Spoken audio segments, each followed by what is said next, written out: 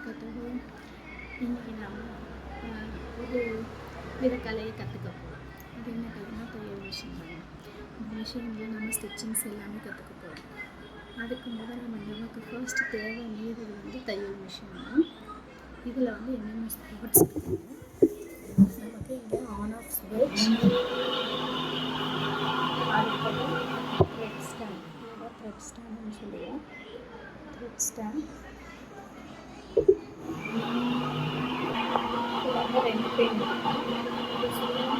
இது பாபின்ஸ் பண்ணிட்டு என்ன சொல்கிறோம்னா, இது வரையும் நம்ம த்ரெட்டை இங்கே எடுத்து நம்ம இந்த இடத்துல இன்சர்ட் பண்ணி நம்ம இங்கே பாபின் சுற்றக்கூட இது பாபின்ஸ் பண்ணிக்கணும்னு சொல்லலாம். அடுத்து எஸ் டைப்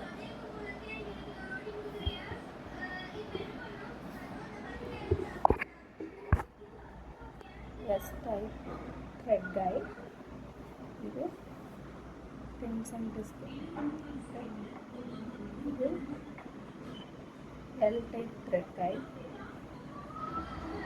take up, இது thread tail, take up tail,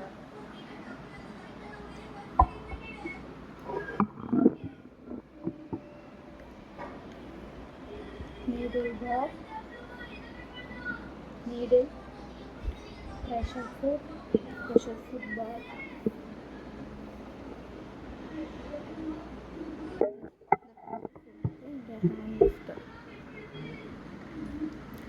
hand lifter, இது வச்சு knee lifter,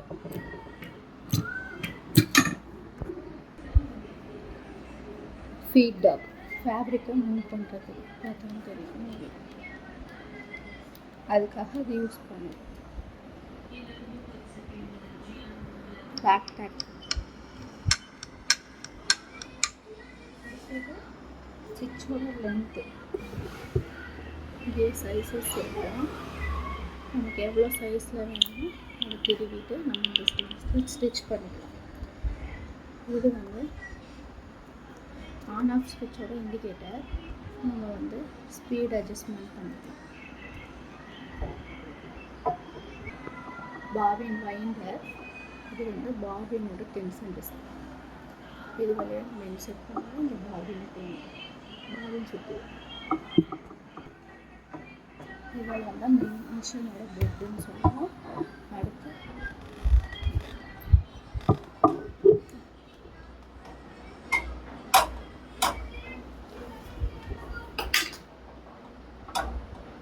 food pedal.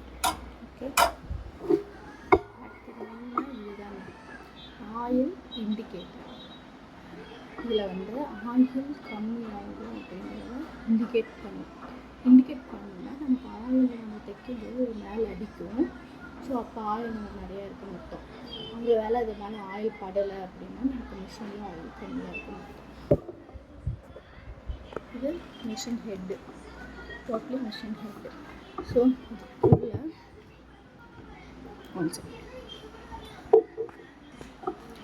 Machine head சொல்லிட்டேன். இங்கே தான் நம்ம ஆயில் ஊற்றுவோம். ஹையில் தான் எப்போவும் ஆயில் இருக்கணும். இதுதான் இந்த இண்டிகேட்டர். மூக்கு கம்மியாக வரவே கூடாது.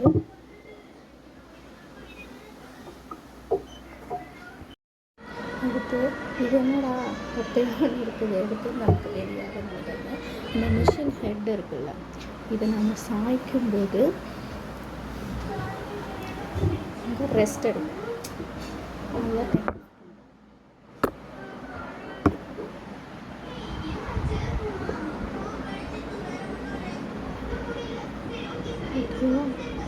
ஸோ அதுக்காக தான் அதோட பேர் வந்து மிஷின் ஹெட் ரெஸ்ட்.